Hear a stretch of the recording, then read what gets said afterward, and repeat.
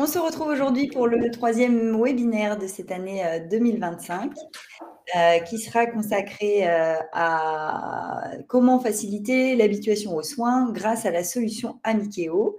Je vais donc présenter ce webinaire accompagné de mes collègues Julie et Pierre. Bonjour. Bonjour. Je me présente rapidement. Donc moi, je suis Clémence Le Tutour. Je suis éducatrice spécialisée de formation initiale. J'ai travaillé pendant 15 ans avec des enfants et des adolescents présentant des troubles du spectre de l'autisme. Je me suis spécialisée dans cet accompagnement au travers d'un diplôme universitaire en analyse du comportement appliqué aux troubles du développement. Et j'ai eu l'occasion, dans ma pratique, de mettre en place des programmes d'habituation aux soins à de nombreuses reprises et notamment en partie avec l'utilisation des applications Amikeo, puisque j'étais référente numérique pour la mise en place du projet Auticiel dans cet établissement. On va donc échanger aujourd'hui autour de cette habituation aux soins et vous allez pouvoir, si vous le souhaitez, poser vos questions en cours de webinaire dans le chat que vous avez sur la droite de votre écran. Alors, l'habituation aux soins, d'abord, on va prendre le temps de savoir qu'est-ce que c'est pour en trouver une définition. Ensuite, on verra ensemble que l'accès aux soins, aujourd'hui, c'est devenu un défi de santé publique et que pour réaliser un accès aux soins de qualité, il faut penser à la construction d'une séquence d'habituation qui soit adaptée au public que vous accompagnez. On verra ensuite ensemble les facteurs de réussite et de bonne pratique. Et puis, je vous présenterai plusieurs cas pratiques et des exemples d'adaptation en lien avec nos applications Amikeo. On aura ensuite un dernier temps de questions-réponses, donc toujours au travers du chat dont je vous ai parlé précédemment. L'habituation aux soins, de quoi est-ce qu'on parle? Alors, pour les personnes qui ont suivi le webinaire sur les troubles du comportement, vous le savez, les recommandations de bonne pratique, elles indiquent aujourd'hui l'importance d'envisager l'individu dans sa globalité et plus de se focaliser uniquement sur le handicap ou sur le comportement qui poserait problème. Les méthodes comportementales préconisent la prise en compte et l'aménagement de l'environnement pour influer sur le comportement du sujet. Et c'est une notion primordiale à avoir en tête tout au long de ce webinaire parce que c'est en aménageant l'environnement que l'on va permettre aux personnes que l'on accompagne d'accéder à des soins de qualité et sans contrainte. D'abord, de quoi est-ce qu'on parle quand on parle d'habituation aux soins? Eh bien, l'habituation aux soins, c'est un apprentissage de séquence de soins, c'est-à-dire qu'on va découper un soin médical en étapes distinctes qui vont pouvoir s'apprendre de manière progressive et régulière en fonction des capacités et limitations de la personne. C'est un apprentissage qui se déroule en amont d'un soin effectif. Par exemple, on va travailler l'habituation aux soins avant une opération programmée pour accepter un masque anesthésique, ou alors dans le cadre d'un apprentissage plus général. On va travailler une acceptation d'une prise de sang, même si aucune prise de sang n'est programmée pour la personne en question, on peut supposer qu'au cours de sa vie, elle aura besoin de réaliser ce type de soins.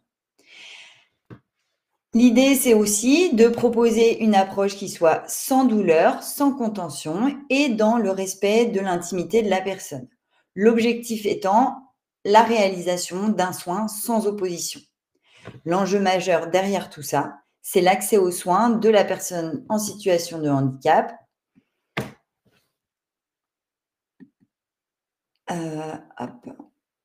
Pardon. Alors, l'accès aux soins pour tous, c'est aujourd'hui un enjeu de santé publique. Pendant longtemps, l'accès aux soins des personnes en situation de handicap, c'est resté un sujet très très peu abordé dans les établissements et par les professionnels de santé. Ensuite, on a eu la loi du 11 février 2005 pour l'égalité des droits et des chances, la participation et la citoyenneté des personnes en situation de handicap, qui a commencé à introduire de nouvelles obligations légales. Ça a conduit progressivement à s'interroger de façon plus précise sur des notions fondamentales et notamment sur l'accès aux soins des personnes en situation de handicap. Par la suite, l'ANESM a rédigé plusieurs recommandations de bonnes pratiques professionnelles pour accompagner les acteurs du médico-social dans cette démarche. En 2014, Denis Piveteau, qui était conseiller d'État, soulignait dans son rapport « Zéro sans solution » le devoir collectif de permettre un parcours de vie sans rupture pour les personnes en situation de handicap. Dans la continuité de ce rapport, la Haute Autorité de Santé a mené des travaux pour élaborer un guide de bonne pratique pour les établissements de santé et leurs équipes. Denis Pistaud a d'ailleurs présidé le groupe de travail qui a ressorti 5 objectifs prioritaires. Le premier objectif prioritaire, dans la continuité de cette idée que le parcours de vie doit être sans rupture, c'est d'également assurer une continuité dans le parcours de santé. Ensuite, c'est de veiller à l'accessibilité au sens large. On pense toujours à l'accessibilité des locaux pour les personnes en situation de handicap physique, mais il faut aussi penser à la prise en compte du handicap dans la prise en charge du patient. Donc, par exemple, ça va être de proposer des temps spécifiques d'accueil pour les personnes en situation de handicap psychologique. Ensuite, le troisième objectif prioritaire, c'est favoriser la place de l'aidant. On le sait, aujourd'hui, l'aidant, dans le cas des handicaps lourds, est quelqu'un qui va être une personne ressource. C'est donc très important de favoriser sa place dans le cadre de la santé de la personne de façon générale. Le cinquième objectif, il est de modifier les représentations des professionnels. Et ça va passer par la formation des professionnels de santé qui ne sont pas forcément habitués à travailler au contact des personnes en situation de handicap. Et enfin, le cinquième objectif, il est d'enclencher un processus de changement au sein de l'établissement de santé. Donc, dans la continuité des recommandations du rapport Pistaud, l'ANES m'a proposé diverses actions à mettre en œuvre par les établissements de santé. Parmi les actions recommandées, on va retrouver la mise en place d'une équipe de pilotage avec des professionnels, des aidants et des patients eux-mêmes dans la mesure de leurs capacités qui vont avoir pour objectif de coordonner le projet d'amélioration de l'accueil et de la prise en charge des personnes en situation de handicap. Ensuite, on va retrouver la mise en place de conventions de partenariat. C'est l'idée de faire collaborer des établissements médico-sociaux avec des établissements médicaux pour favoriser la continuité des soins et surtout l'échange d'expertise. On va retrouver également l'organisation d'un accueil spécifique, c'est-à-dire avoir du personnel dédié qui soit formé, mettre en place un dispositif d'accueil adapté, par exemple par des consultations plutôt le matin ou des consultations plus longues qui vont éviter les temps d'attente. Et puis enfin, on va retrouver la formation des professionnels en ciblant prioritairement les professionnels d'accueil et les professionnels en contact étroit avec le patient, les secrétaires médicales, les aides-soignants, les infirmiers et dans la mesure du possible, les médecins. Donc, tous les éléments qu'on a vus jusque-là envisagent l'accès aux soins de façon globale pour les personnes en situation de handicap, mais concrètement, comment est-ce qu'on peut favoriser cet accès aux soins pour des personnes qui sont très dépendantes ou qui présentent un handicap qui ne leur permet pas d'exprimer clairement leurs besoins? Il est important de savoir à qui s'adresse l'habituation aux soins dont on va parler par la suite, quels sont les intervenants concernés et dans quelle mesure est-ce qu'on peut mettre en œuvre ce système d'habituation aux soins. Il faut savoir que l'habituation aux soins, ça va s'adresser majoritairement aux personnes qui vont présenter un trouble du spectre de l'autisme, une déficience intellectuelle, un polyhandicap ou un handicap psychique. Il n'y a pas d'âge requis pour réaliser une habituation aux soins, donc on peut la proposer à la fois à des adultes et également à des enfants. Par contre, on peut s'accorder quand même sur le fait qu'un apprentissage précoce offrira de meilleurs résultats. L'habituation aux soins, idéalement, elle est menée par un professionnel de santé, un infirmier, un aide-soignant, voire un médecin quand c'est possible. Mais celui-ci pourra être assisté par des professionnels du médico-social. Dans les faits, ce qu'on retrouve souvent, c'est que le programme d'habituation aux soins est réalisé de manière conjointe entre un professionnel de santé et un professionnel du médico-social. On s'assure ainsi que la séquence d'apprentissage corresponde à la réalisation de l'acte en soi. Par contre, la réalisation de la séquence d'apprentissage, l'apprentissage en lui-même est souvent réalisé par les professionnels du médico-social sur le lieu d'accueil de la personne. Ensuite, on va généraliser cet apprentissage en collaboration avec le professionnel de santé, notamment dans les infirmeries des établissements qui offrent un cadre similaire à un cabinet infirmier ou un cabinet médical. Concernant la durée du programme d'habituation, C'est pas possible de déterminer à l'avance combien de temps un programme va pouvoir durer. Ça va dépendre du soin lui-même, de la capacité d'assimilation de la personne et puis de son vécu antérieur. C'est pour ça qu'il est essentiel de prévoir à l'avance les situations qui vont nécessiter ce type d'apprentissage pour pouvoir l'anticiper. Une habituation aux soins ne peut pas se mettre en place en situation d'urgence. Alors, on l'évoquait précédemment, les programmes d'habituation aux soins vont s'adresser principalement à un public assez démuni pour qui l'accès aux soins va présenter des difficultés. Parmi les difficultés couramment retrouvées pour ces publics, on va constater une perception de la douleur qui peut être différente pour les personnes en situation de handicap. C'est particulièrement vrai pour les personnes porteuses de TSA qui peuvent se révéler hyper ou hyposensibles à certaines douleurs. On va retrouver également les difficultés d'expression qui vont empêcher la personne de dire clairement si elle a mal, quelle est la zone douloureuse ou quelle gêne elle peut rencontrer. Et puis, on va retrouver également l'environnement qui peut être anxiogène, parce que les cabinets médicaux disposent parfois d'une lumière désagréable, de certaines odeurs, par exemple des odeurs d'antiseptiques ou bien des bruits déplaisants.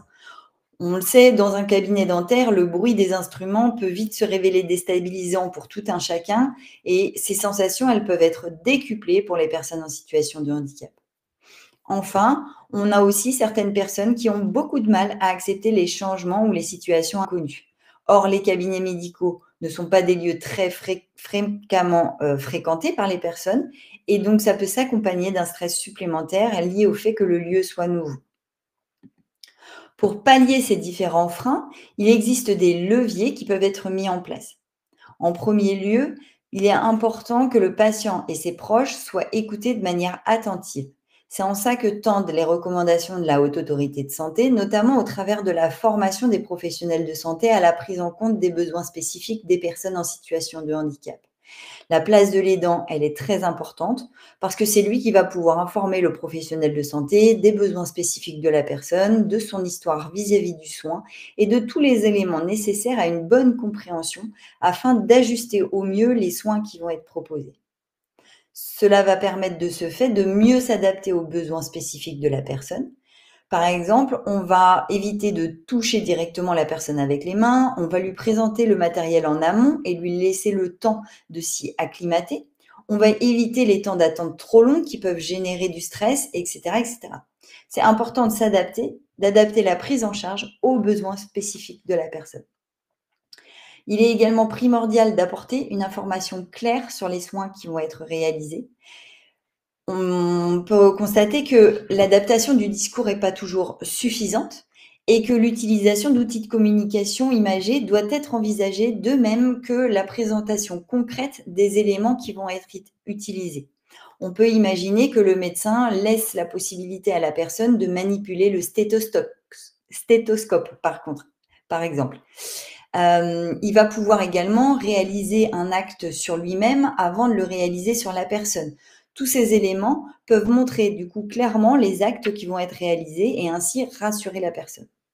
Et enfin, il est primordial de respecter ses engagements, c'est-à-dire de réaliser les soins pour lesquels la personne a été consultée et informée, peut-être même des soins pour lesquels elle a été préparée en amont au travers d'une habituation aux soins spécifiques, et on va éviter de réaliser des soins qui n'auraient pas fait l'objet d'un échange au préalable.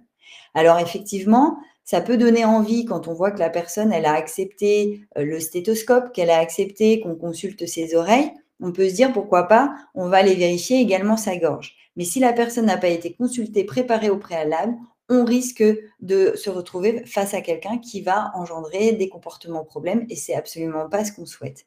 La réalisation de soins pas prévus peut conduire à des comportements de refus et surtout à une baisse de confiance entre la personne accompagnée, son aidant et le professionnel de santé.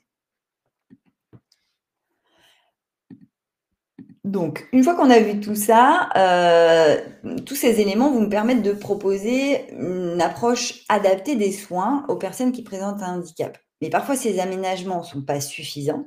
Et pour garantir autant que possible la réalisation d'un soin de qualité dans des conditions qui vont respecter la personne dans son entièreté, il est parfois nécessaire de passer par un apprentissage spécifique du soin. On l'a évoqué tout à l'heure, les programmes d'apprentissage ne peuvent pas être proposés en situation d'urgence.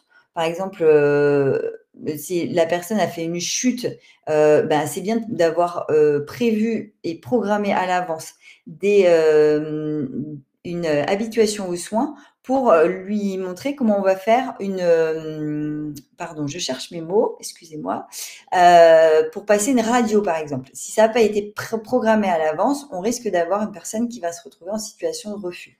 Donc, c'est important d'anticiper les besoins et de créer les programmes en fonction de ces besoins. Avant même la création d'un séquentiel d'habituation aux soins, certaines données vont être à prendre en considération. D'abord, il va y avoir les données du patient, c'est-à-dire son historique médical, son vécu antérieur vis-à-vis des soins, les réactions comportementales qui ont déjà été observées, et tous ces éléments vont permettre d'avoir une vue d'ensemble des antécédents du patient vis-à-vis du corps médical. Ensuite, il y a tout ce qui est facteurs liés au handicap. Est-ce que le patient utilise habituellement un mode de communication spécifique? Quels sont ses centres d'intérêt? Est-ce qu'un profil sensoriel a déjà été renseigné? Est-ce que des échelles de douleur ont déjà été remplies par les professionnels ou les parents de cette personne? Est-ce qu'on a la disponibilité d'un proche aidant pour nous aider à mieux l'accompagner? Est-ce qu'il dispose de renforçateurs potentiels ou de stratégies d'apaisement qui auraient déjà été testées? Une fois qu'on a toutes ces informations, on va pouvoir passer à la préparation du séquençage. Et donc, pour ça, on va découper le soin en étapes précises afin de proposer une approche qui soit très progressive dans l'idée de maximiser les chances de réussite. Cette construction de séquences d'apprentissage pourra se faire donc conjointement avec un médecin ou un infirmier lorsque ça inclut un acte technique, par exemple une habituation à une prise de sang ou à des soins dentaires. Ainsi, on s'assure que le séquentiel correspond en tout point à l'acte qui sera réalisé lors du soin effectif. Mais d'autres éléments peuvent également être travaillés par les professionnels du médico-social ou les parents des personnes en situation de handicap, notamment tout ce qui concerne l'acceptation du lieu, la découverte du vocabulaire adapté, la communication et l'expression des besoins. Donc, durant le séquentiel, quand le séquentiel va se dérouler, il y a des éléments qui sont importants à mettre en œuvre. D'abord, il est important d'informer la personne de ce qui va se dérouler en s'assurant de lui apporter une information éclairée par le biais d'une communication qui lui soit accessible. Ensuite, on va réaliser la séquence de soins en elle-même qui a été programmée avec un professionnel de santé. Pour ça, on va proposer des séances d'habituation régulières dans l'emploi du temps de la personne. D'ailleurs, l'inscription de ces séances dans le planning va permettre à la personne d'anticiper la séance et de gagner en prévisibilité. La séquence d'apprentissage, elle va devoir être répétée régulièrement pour garantir un apprentissage de qualité. La mise en place de séances aléatoires ne permet pas un apprentissage efficace. C'est vraiment la régularité de cet apprentissage qui va garantir la réussite de celui-ci. Alors effectivement, ça demande un investissement conséquent aux professionnels, mais ce qu'on peut constater dans les faits, c'est que si une habituation aux soins est menée de manière régulière et efficace, l'apprentissage est plus rapide et donc offre un accès aux soins de qualité aux personnes accompagnées de manière plus rapide également. Ensuite, il est important de documenter les différentes étapes pour déterminer les réussites et les échecs. Noter, par exemple, à quel moment la personne elle a particulièrement adhéré, à quel moment elle a montré une forme de retrait, voire même un refus. Ça va nous permettre d'ajuster la séquence d'apprentissage de manière rapide. Ensuite, il est important également de valoriser toutes les réussites et pour ça, on va mettre en place un système de renforcement positif. Et enfin, il est extrêmement important de penser à la généralisation de cet apprentissage qui est à envisager dès le début du processus en proposant par exemple de réaliser ces séances de travail auprès de plusieurs soignants différents, à des moments de la journée différents et dans des lieux différents.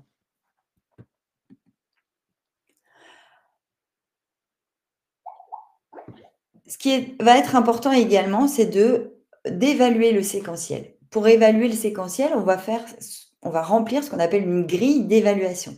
Cette grille d'évaluation, elle va nous permettre de récolter des données objectives sur la réalisation de la séquence. On va ainsi éviter une perte d'information et donc potentiellement une perte de temps. Elle va nous permettre de déterminer les réussites et potentiellement les échecs, même si on tend à réaliser cet apprentissage sans erreur, c'est-à-dire en proposant une habituation progressive qui respecte au mieux la personne en situation de handicap. Et enfin, ça va nous permettre de réajuster rapidement la séquence en fonction des données qui auront été récoltées. Ici, je vous présente un exemple de grille de cotation. Cette grille de cotation, vous pourrez la trouver sur le site HandiConnect. Elle propose un exemple de grille pour l'apprentissage progressif du port du masque Méopa. Donc, le masque Méopa, c'est un masque anesthésique qui est proposé souvent aux enfants avant une anesthésie. Donc, les éléments qui vont être à renseigner dans cette fiche, ça va être le nom et le prénom de la personne, les renforçateurs potentiels qu'elle utilise, l'outil de communication qu'elle utilise de manière efficace, les stratégies d'apaisement potentielles, et puis ensuite les différentes étapes du séquentiel. Qui sont également notées. Donc là, dans les différentes étapes, on peut voir est-ce que la personne accepte d'être touchée avec les doigts au niveau des différentes parties du visage? Est-ce qu'elle accepte de toucher le masque avec de l'aide? Est-ce qu'elle accepte de toucher le masque sans aide? Etc. etc. On voit dans cet exemple la progression de l'apprentissage. Ensuite, pour chacune des séances, on va noter la date de réalisation, la temporalité, le nom de l'aidant qui était présent, le lieu de réalisation, la date et l'heure de réalisation. Est-ce qu'un renfort a été nécessaire? Est-ce qu'une stratégie d'apaisement a été nécessaire?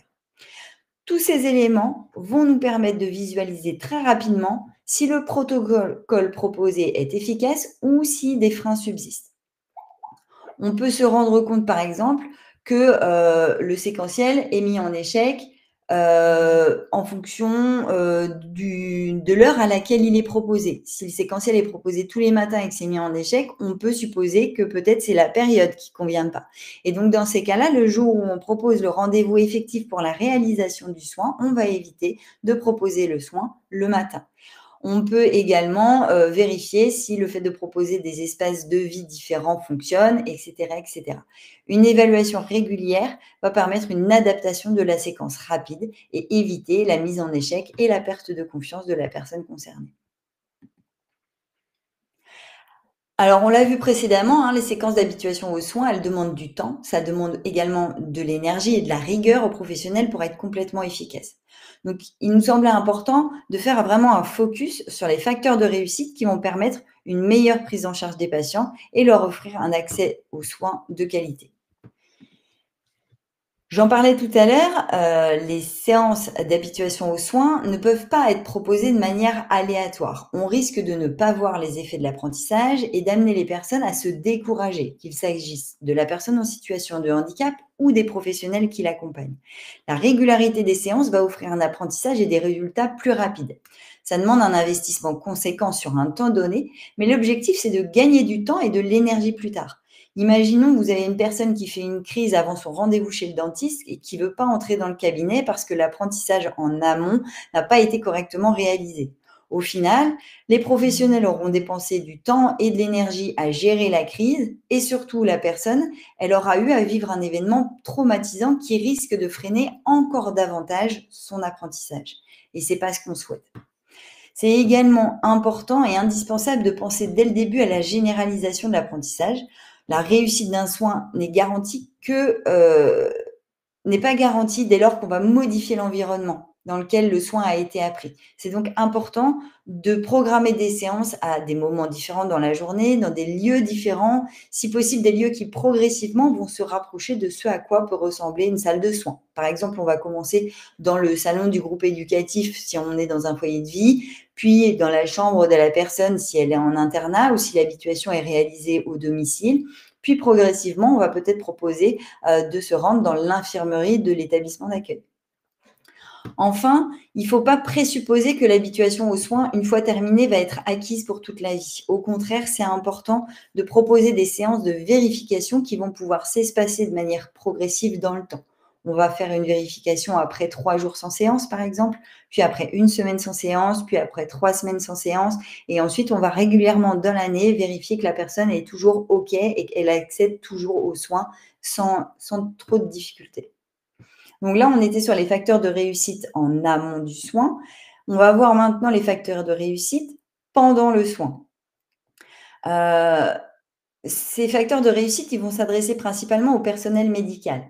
C'est important, en amont d'avoir pu échanger avec le médecin, l'infirmière ou même la personne chargée de l'accueil de la personne pour, mettre toutes les chances de son côté pour que le soin se déroule dans de bonnes conditions. Donc, si le patient doit subir un examen médical potentiellement douloureux, comme une prise de sang ou un vaccin, on peut lui proposer une médication qui va anticiper la douleur, comme la mise en place de patchs anesthésiants, par exemple, qui vont favoriser l'acceptation du soin par le patient. On peut même d'ailleurs proposer une habituation spécifique au port de ce type de médication. Ensuite, il est important d'échanger avec le praticien pour comprendre, l'intérêt de limiter les temps d'attente qui peuvent générer beaucoup d'anxiété pour la personne en situation de handicap. Aujourd'hui, certains cabinets proposent des jours spécifiques où le praticien aménage ses horaires pour limiter les risques d'attente en proposant, des consultations soit le matin ou des temps de consultation plus longs, aux personnes en situation de handicap. Et enfin, il est important de prendre en compte les besoins spécifiques du patient pour mettre en place un environnement adapté. On va, par exemple, baisser la luminosité. On va, par exemple, mettre un drap sous les instruments pour éviter les bruits trop intempestifs, ce genre de choses.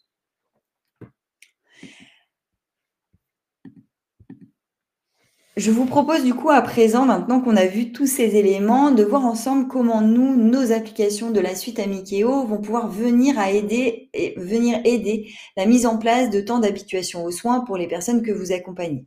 Les applications Amikeo, elles sont au nombre de 10 et elles sont classées en 3 grandes catégories: la communication, les apprentissages et l'autonomie.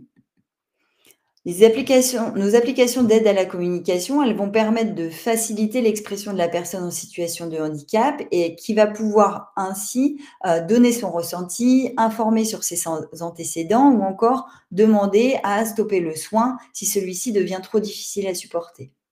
Les applications d'autonomie, quant à elles, vont permettre de mieux se repérer dans le temps et l'espace pour anticiper les situations potentiellement anxiogènes. On pourra ainsi anticiper le soin en l'intégrant à l'agenda de la personne, par exemple. Et enfin, les applications d'apprentissage vont permettre de travailler des notions essentielles à une bonne prise en charge des soins pour la personne en situation de handicap, comme le nom du matériel médical qui va être utilisé, les différents métiers du domaine médical ou encore les bonnes attitudes à adopter lors des rendez-vous médicaux. On va voir ensemble un premier cas d'usage et je vais vous présenter, ici Nolan. J'ai choisi, de vous présenter, ce jeune adolescent qui, au moment de l'apprentissage, avait 15 ans. Les difficultés pour Nolan, concernant l'accès aux soins se situaient principalement dans le fait qu'il n'était pas en capacité d'exprimer une douleur et encore moins de situer celle-ci sur son corps parce qu'il ne maîtrisait pas du tout son schéma corporel. Donc, l'objectif pour Nolan était au final de pouvoir exprimer clairement une douleur et de pouvoir la situer sur son corps après acquisition de ce schéma corporel. Pour travailler cette problématique, on a fixé plusieurs objectifs et on a déterminé un plan d'action pour aider Nolan à acquérir ces nouvelles compétences. L'application iFeel a été largement utilisée dans cet apprentissage et en particulier la fonction schéma corporel qui permet de localiser les différentes parties du corps. L'application iFeel, c'est une application qui a été développée en partenariat avec le Centre douleurs et soins somatiques en santé mentale et autisme dans le cadre d'une recherche qui a été dirigée par le docteur Jea Saravan. Cette application, elle a été conçue pour permettre aux personnes en situation de handicap mental ou de troubles du spectre de l'autisme d'exprimer leurs émotions de manière adaptée. Dans le cadre d'un suivi médical, l'application va permettre à la personne d'exprimer ses ressentis en lien avec le soin qui va se dérouler. Inquiétude, peur, curiosité. Dans la situation de Nolan, c'est la fonction schéma corporel que nous avons privilégiée en termes d'apprentissage. Alors, on aurait pu choisir de lui permettre d'exprimer une douleur directement via l'application, mais en l'occurrence, Nolan ne disposait pas d'un outil individuel, c'est C'est pourquoi on a privilégié avec lui l'apprentissage d'un signe en langue des signes française qui pouvait lui servir dans ses différents lieux de vie. Le plan d'action qui a été élaboré, pour Nolan, c'est un plan d'action en 4 étapes. D'abord, c'était important que Nolan puisse acquérir son schéma corporel en développant la capacité à situer les différentes parties de son corps. Donc on a mis en place une grille de cotation qui reprenait toutes les parties du corps et le travail consistait à faire associer à Nolan la partie du corps touchée par le professionnel à la partie du corps correspondante sur l'application iFeel. En parallèle, nous lui avons appris le signe J'ai mal en langue des signes et on lui a appris à associer le signe à une pression légèrement douloureuse sur différentes parties de son corps pour lui permettre d'associer le signe à une sensation pas forcément agréable. Lorsque ces 2 premiers apprentissages ont été considérés comme acquis grâce aux grilles d'évaluation, on a pu associer les 2 en apprenant à Nolan à exprimer «j'ai mal au nez», «j'ai mal aux yeux», «j'ai mal aux oreilles» et cetera et cetera, en réalisant le signe avec ses mains et en touchant la partie du corps qui était concernée par cette douleur. La généralisation s'est ensuite faite au quotidien. Les professionnels ont guidé Nolan à exprimer «j'ai mal à tel ou tel endroit» dès qu'ils ont pu constater une chute ou qu'il s'était cogné quelque part. Concernant la méthodologie d'apprentissage, nous avons privilégié des séances courtes de 5 à 10 minutes maximum, mais qui étaient régulièrement répétées au cours de la journée. Environ 3 séances par jour ont permis un apprentissage rapide. Nolan était un adolescent avec de bonnes capacités d'apprentissage. On a donc pu lui apprendre plusieurs parties du corps en même temps, ce qui nous a aidé à maintenir son niveau d'attention. L'apprentissage a été réalisé au travers d'une guidance physique qu'on a estompée progressivement et les professionnels ont utilisé des grilles de cotation pour permettre de suivre précisément l'avancée des acquis et de réajuster le protocole si besoin. Nous avons considéré comme étant acquises les parties du corps que Nolan était en capacité de désigner de manière autonome, c'est-à-dire sans guidance, durant 3 jours consécutifs auprès d'au moins 2 professionnels différents. La durée de cet apprentissage, pour Nolan, a été d'environ 6 mois. Mais aujourd'hui encore, les professionnels continuent de vérifier de temps en temps que les acquis se maintiennent. Ce qui est intéressant, c'est qu'ici, l'application iFeel nous a permis d'apprendre à Nolan son schéma corporel complet. Et les effets ont été au-delà du simple fait de pouvoir exprimer une douleur, puisque Nolan a pu également développer des compétences dans d'autres domaines, notamment en termes d'autonomie, puisqu'aujourd'hui, il est capable de prendre sa douche seul, ce qui n'était pas faisable quand il n'avait pas accès à son schéma corporel. On va passer maintenant au deuxième cas d'usage qui va se concentrer sur comment acquérir des repères temporels grâce à l'habituation aux soins. Donc pour ce deuxième exemple, on va évoquer ici le cas de Yacine, qui est un jeune enfant de 8 ans pour qui l'accès aux soins est rendu difficile par des difficultés en termes de repères temporels, mais également en raison d'un historique médical complexe, avec notamment des soins qui ont été réalisés sous contention physique lorsqu'il était enfant. Ce qui fait que Yacine a un très très mauvais rapport au corps médical et de très mauvais souvenirs de soins dans son passé.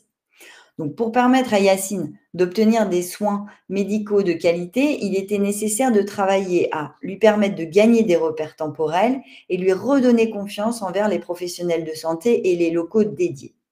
Plusieurs problématiques ont été identifiées pour Yacine et on a constaté que pour lui permettre d'accéder à des soins de qualité, il devait d'abord apprendre à réduire son anxiété face aux lieux de soins dans leur ensemble, à développer sa capacité à attendre de manière adaptée, à accepter d'entrer dans un espace médicalisé et à tolérer la proximité des professionnels de santé.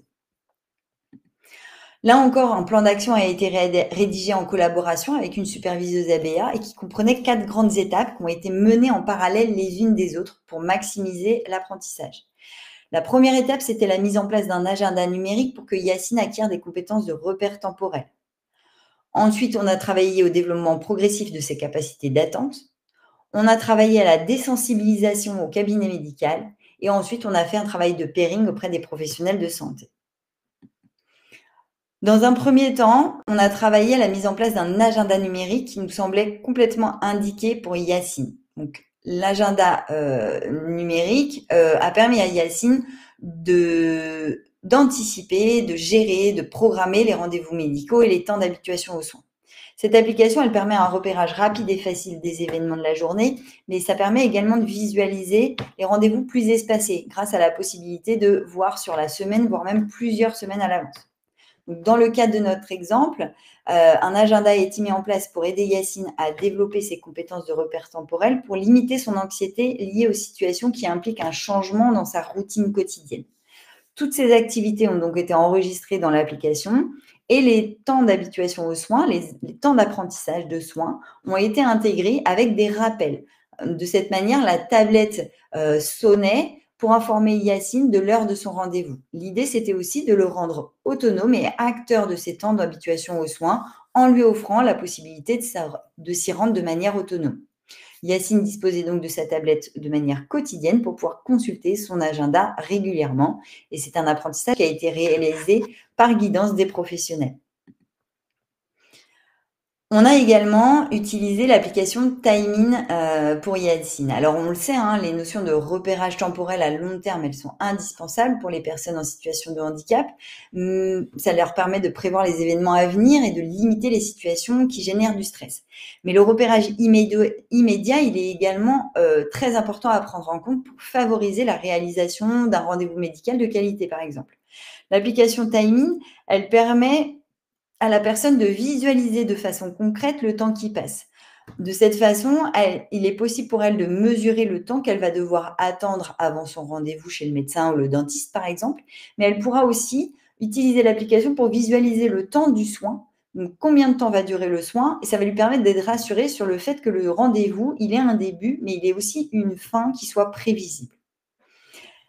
De la même façon, l'application, elle propose des sons qui sont préenregistrés, et ainsi, sur les temps d'attente, on va pouvoir offrir un cadre apaisant à la personne. Concernant Yacine, la deuxième étape du protocole qui a été mis en place, du plan d'action qui a été mis en place, a été menée en parallèle de la mise en place de l'agenda et on lui a appris à attendre de manière adaptée. Pour ça, on a proposé un travail de façonnement de cet apprentissage grâce à l'application Timing. Les professionnels ont déterminé un calendrier de progression de l'attente pour Yacine et un système de renforcement positif a été mis en place. Donc, quelle méthodologie a été utilisée dans ce contexte? Eh bien, nous avons mis en place des séances très courtes mais régulières pour l'utilisation de l'application Timing. Yacine a d'abord appris 30 secondes de manière adaptée. On lui a proposé plusieurs scénarios d'attente, hein, par exemple attendre debout ou alors attendre assis sur une chaise, ce qui se rapproche le plus de l'attente dans une salle d'attente. Et ensuite, ce temps a été augmenté de manière progressive et visuellement, il a pu le constater directement sur la tablette. Le temps lui était indiqué au travers de la tablette. On a mis en place un système de renforcement positif pour maintenir le niveau d'engagement de Yacine dans cet apprentissage. La troisième étape du plan d'action pour Yacine, c'était la désensibilisation progressive à un lieu médical, en l'occurrence ici le cabinet médical. Pour ça, on a utilisé l'application Séquence. Cette application, elle permet la division en plusieurs étapes simples d'une tâche plus complexe.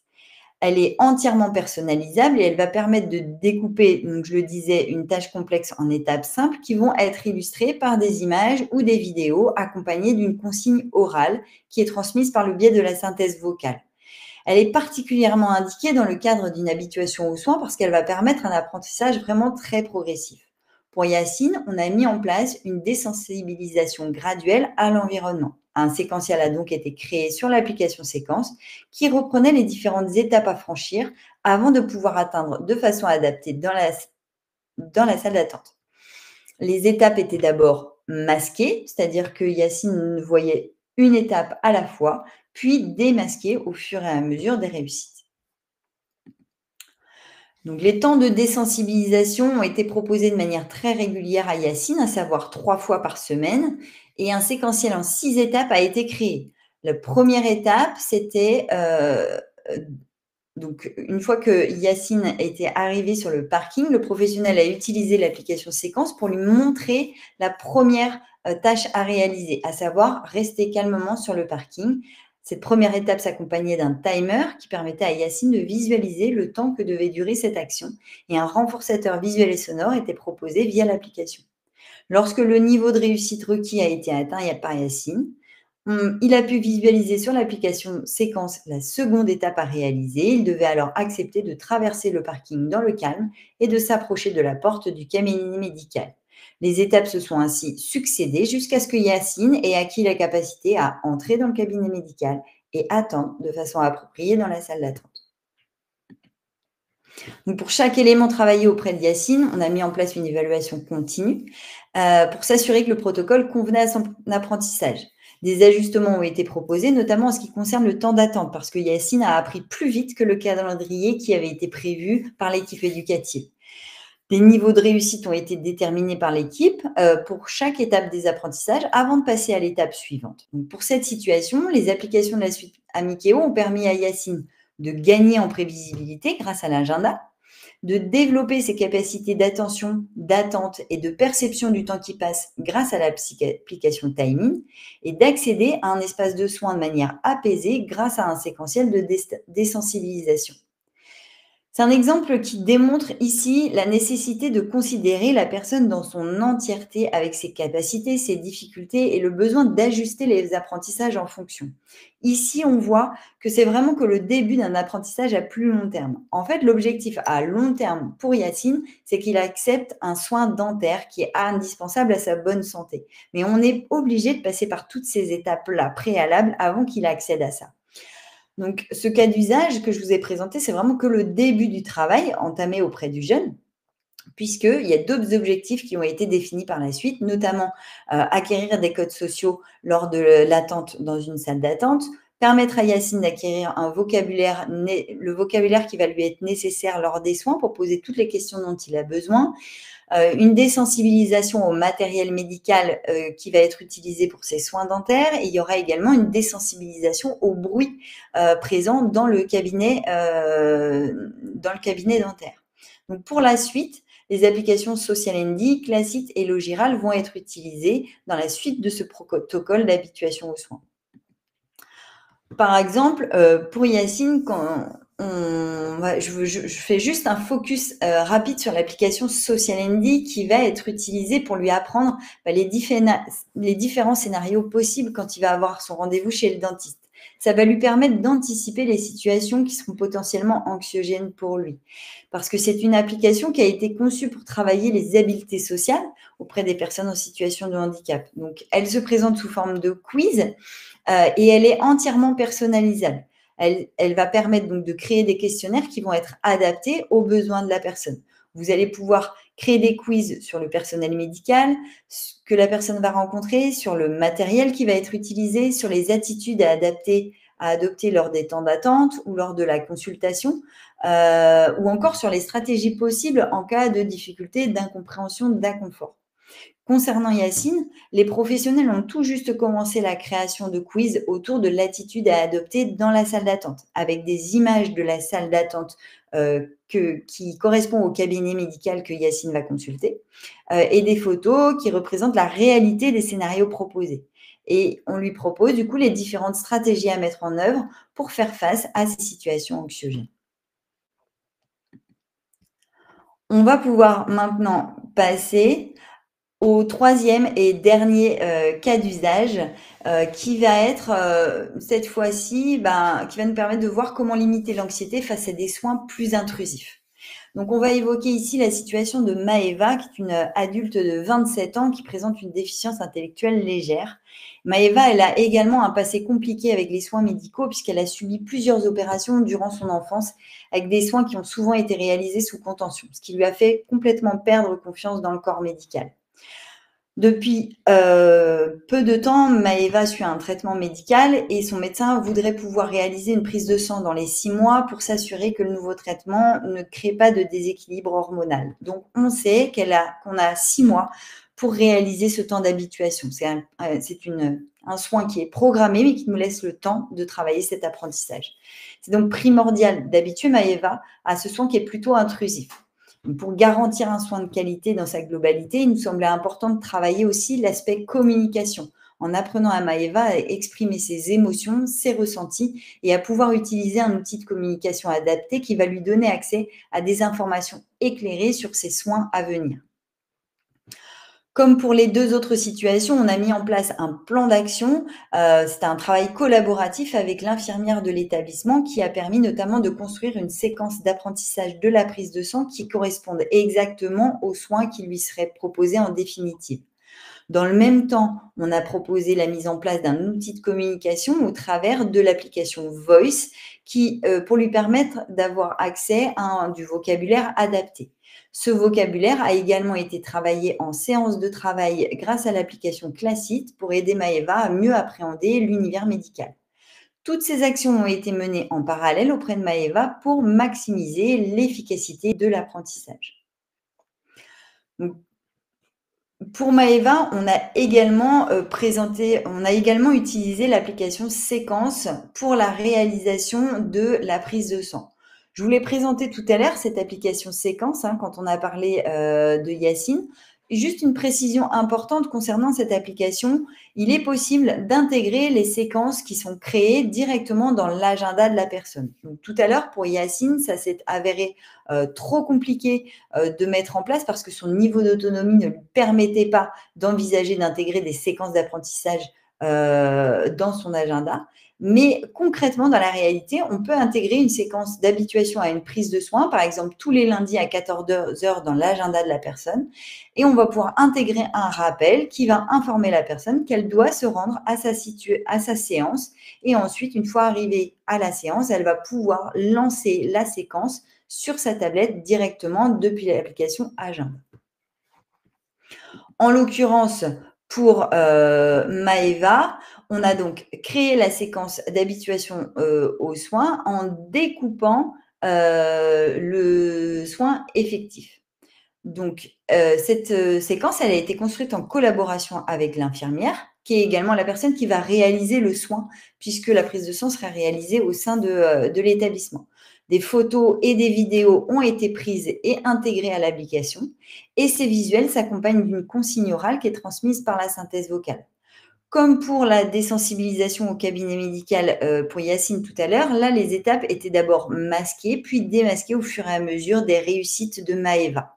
La généralisation s'est faite progressivement puisque les temps d'habituation ont d'abord été proposés dans un environnement sécurisant pour Maëva, à savoir sa chambre au foyer de vie, puis les professionnels ont proposé à Maëva de réaliser ce soin dans l'infirmerie de l'établissement.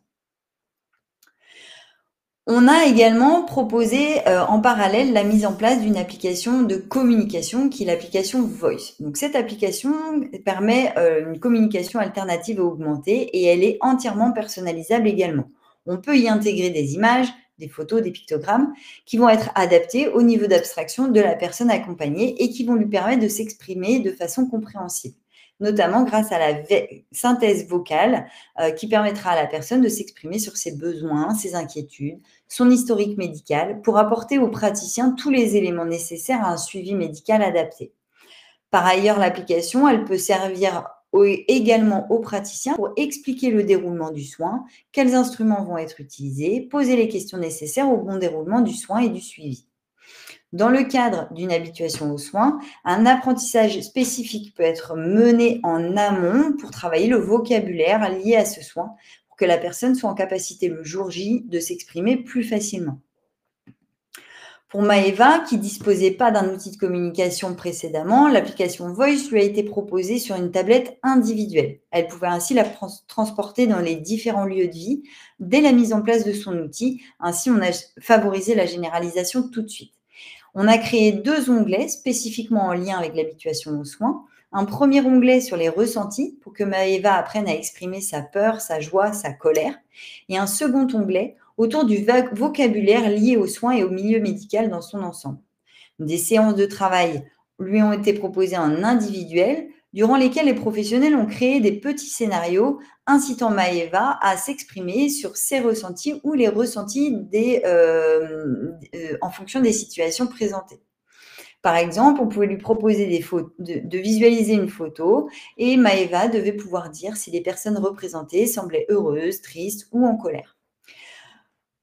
D'abord, les professionnels ont guidé Maëva physiquement pour qu'elle apprenne à utiliser l'application, puis cette guidance physique s'est estompée progressivement afin d'atteindre un critère de réussite attendu, à savoir 3 utilisations d'un pictogramme de manière spontanée sans guidance.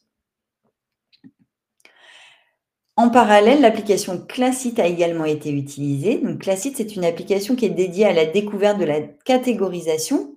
Elle fonctionne avec un système de progression ludique qui permet de travailler l'entraînement logique, la concentration, et qui aide à développer le vocabulaire.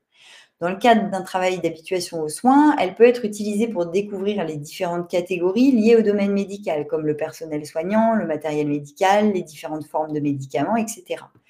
Et l'application, elle peut servir de support de base à l'introduction de nouveaux pictogrammes dans l'application Voice, comme ça a été le cas pour Maëva. Donc pour le développement du vocabulaire, les professionnels ont proposé à Maëva des séances de travail quotidiennes avec l'application Classit. Des catégories ont été créées par les professionnels en collaboration avec l'infirmière. Et lorsque les critères de réussite ont été atteints, les images ont pu être intégrées à l'application Voice pour que Maëva puisse les utiliser dans son quotidien.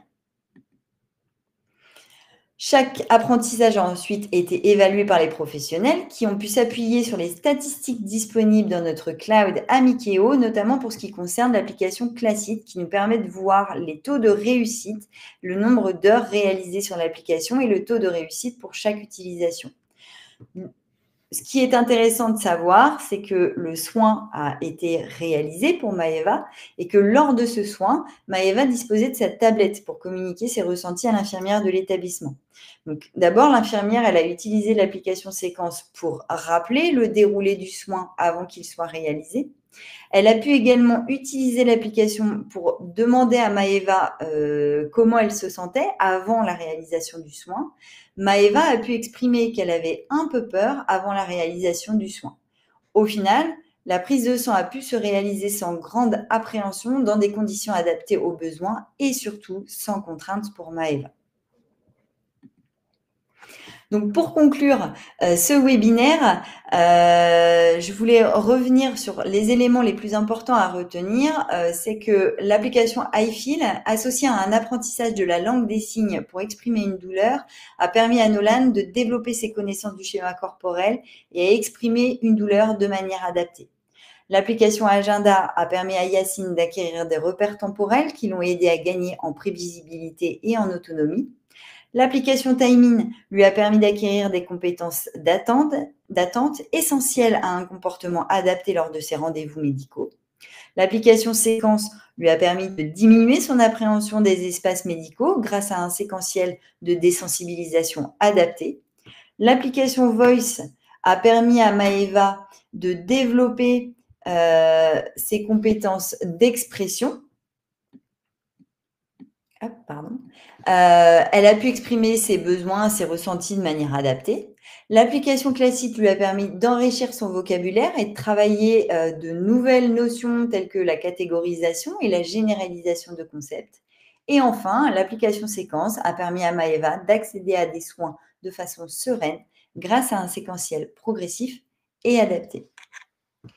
Nous arrivons au bout de ce temps de présentation du webinaire. On va pouvoir passer ensemble au temps d'échange.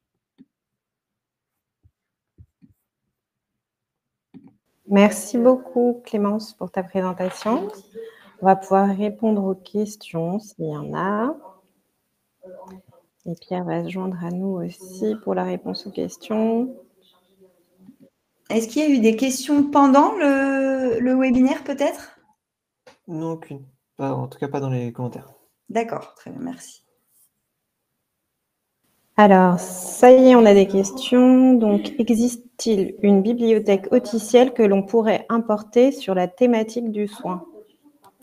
Pierre, je te laisse peut-être répondre. Alors, sur le cloud officiel, vous pouvez retrouver plein d'informations, et notamment une bibliothèque qui contient pas mal de choses déjà. Alors, sur le soin, il y en a déjà pas mal, notamment sur aller chez le médecin, ce qui se passe. Il y a vraiment pas mal de choses qui ont déjà été créées, à part l'encadrement logiciel. Donc oui, tout à fait. Sur le cloud, quand vous avez un compte Amikio ou que vous êtes utilisateur de nos solutions, vous avez accès au cloud sur laquelle il y a une bibliothèque dans laquelle vous pouvez directement télécharger des contenus sur votre tablette. Tout à fait, effectivement. Alors, soit ce sont des contenus qui sont partagés par d'autres établissements dans la bibliothèque publique du cloud, soit vous avez la possibilité de bénéficier de contenus thématiques qu'on vient nous créer tous les mois. Donc, on a créé justement, on a eu cette thématique d'habituation aux soins et on a créé déjà des contenus. Par contre, si vous imaginez qu'il y a des contenus manquants et que vous aimeriez qu'on puisse les créer, sans aucun souci, il suffit de nous le dire et puis on pourra créer ces nouveaux contenus pédagogiques. Peut-être, Clémence, tu peux donner un peu plus de détails sur les contenus thématiques qui avaient été créés dans le cadre de J'allais cette y venir thématique. justement. Effectivement, la thématique de l'habituation aux soins, elle a été traitée il y a peu de temps, quelques mois. Vous pourrez trouver notamment une séquence d'habituation à la prise de sang qui a été réalisée par une de nos collaboratrices qui est infirmière de formation initiale. Donc, du coup, on s'est assuré ainsi que la prise de sang proposée dans le cadre de cette séquence était vraiment adaptée à la réalité du soin effectif. On a également une catégorie autour de tout ce qui est matériel médical et médicaments pour aider les personnes à repérer c'est quoi la différence entre des gélules, des médicaments effervescents, ce genre de choses. Ça permet aussi parfois de travailler notamment sur les difficultés de certaines personnes à accepter certaines prises de médicaments. Voilà, on va pouvoir un peu travailler la désensibilisation de cette manière-là. Et puis, il me semble qu'il y a également des contenus social ND qui ont été créés sur ces thématiques du soin et de l'habituation. Tout à fait, je le vois devant moi. Il y a plusieurs quiz dessus. Ok, super. Mais encore une fois, n'hésitez pas si vous avez même plus largement des idées de contenus thématiques que vous aimeriez qu'on puisse nous créer. Faut vraiment pas hésiter à nous le dire. Vous pouvez nous écrire à formation@auticiel.com et on sera ravis de pouvoir répondre à vos besoins. On a une question, pourrait-on avoir une grille de cotation directement sur la tablette avec une grille d'évolution des apprentissages ? Alors, vous savez que les tablettes qu'on propose sont des tablettes ouvertes, c'est-à-dire que vous pouvez donc tout à fait accéder à des grilles de cotation en utilisant le navigateur de votre tablette. Néanmoins, je comprends que le besoin est peut-être lié plutôt à un module ou à une application spécifique. Ça pourrait effectivement être un module de l'application iFeel. Ça pourrait être intéressant. En tout cas, voilà, c'est pas possible pour le moment, mais effectivement, on peut le noter comme une idée. Et d'ailleurs, de manière générale, on vous remercie de pouvoir nous indiquer quelles sont vos idées ou vos besoins en termes de développement futur. Alors, cette application et ces applications que Clémence vous a présentées aujourd'hui, elles font partie de la suite Amikeo. Concernant, parce que il y a des questions pour savoir si cette application est gratuite ou pas. Donc, c'est une suite d'applications qui appartient à la solution Amikeo, qui n'est pas gratuite. Mais si vous avez des questions sur les tarifs, n'hésitez pas à nous contacter. Alors, soit vous pouvez aller regarder sur notre site, soit à nous contacter à contact@auticiel.com.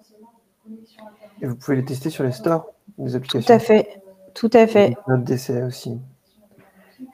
Il y a une question sur comment est-ce qu'on accède à la bibliothèque. Donc pour reprendre ce qu'on disait tout à l'heure, à cette bibliothèque dont on parlait, est-ce qu'on l'envoie directement sur le mail? Alors en fait, ce qui se passe, c'est que quand vous vous abonnez, vous commencez une période d'essai, vous allez recevoir votre mail qui va vous permettre de créer votre compte Amikio. C'est votre compte sur lequel est rattaché vos informations.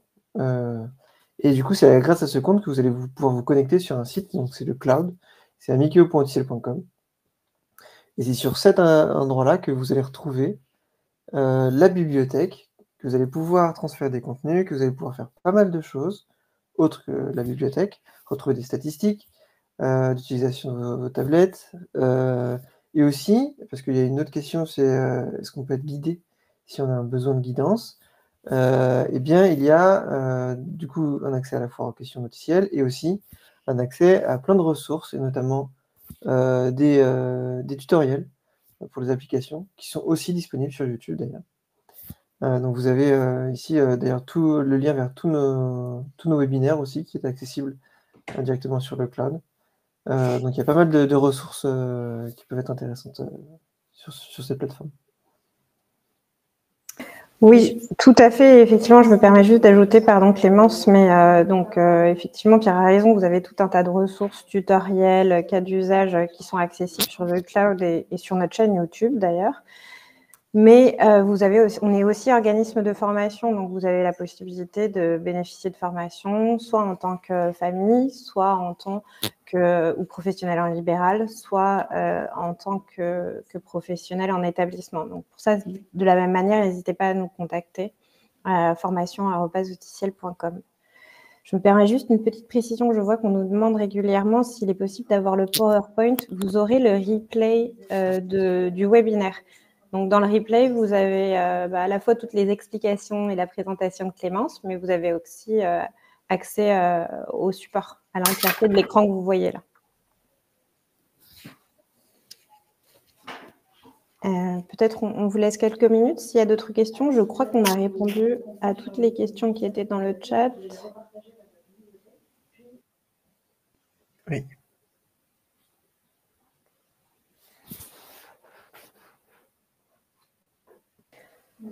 En tout cas, merci beaucoup d'avoir été nombreux ce matin. On sait que c'est une thématique qui était attendue et évidemment, on comprend tout l'intérêt. Je me permets juste d'ajouter également que au-delà du coup des contenus thématiques, s'il y a aussi des thématiques qui vous semblent importantes et que vous aimeriez qu'on puisse aborder dans le cadre de ces webinaires, n'hésitez pas aussi à nous en faire part et on pourra réfléchir ensemble à ces propositions. Peut-être, Pierre, je te laisse répondre à la question. J'allais y venir. Donc, il y a une question qui vient de poser. Amikio, je ne suis pas sûr d'avoir compris. Amikio est toujours vendu avec une tablette, il n'est pas déjà sur le Play Store? Alors, si. Deux choses. Alors, vous pouvez tout à fait acheter une tablette Amikio. Là, vous allez avoir une tablette du coup, que nous, on connaît bien, qu'on a testé et compagnie, qui est une tablette Samsung, en fait, qui va vous appartenir, avec laquelle vous aurez une coque. Et dessus, vous aurez déjà des applications de préinstallées et de préenregistrées et de prépayées, puisque quand vous achetez une tablette sur le site officiel, vous achetez avec 2 ans de licence.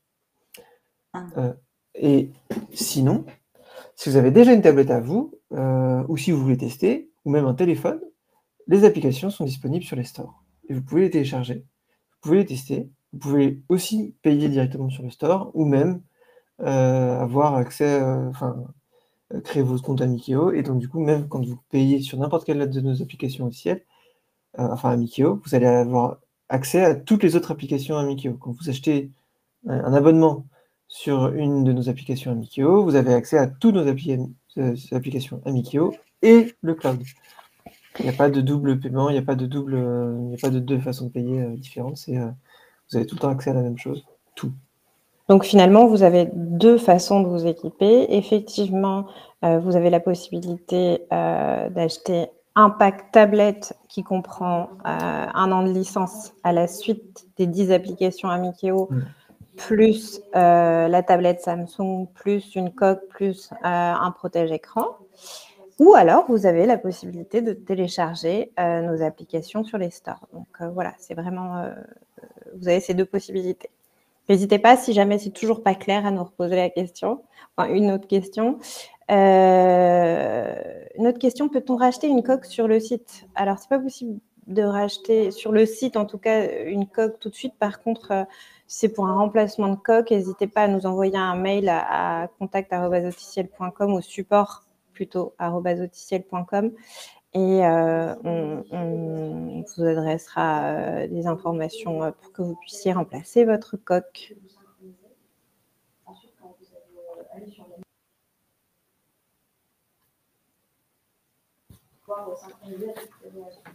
On prend encore quelques minutes pour répondre aux questions s'il y en a.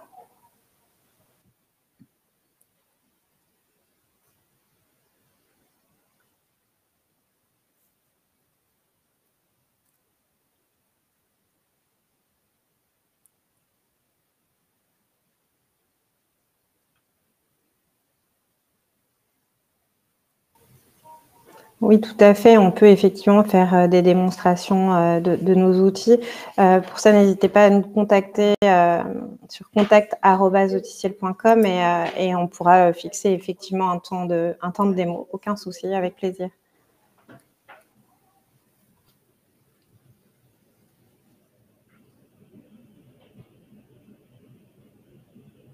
Je laisse encore quelques minutes et puis on va clôturer ce webinaire. Encore une fois, merci à tous pour votre participation. Je réitère la proposition de Clémence, mais si vous avez des idées aussi de thématiques que vous voudriez voir abordées dans nos webinaires trimestriels, n'hésitez pas à nous en faire part. Merci beaucoup à tous.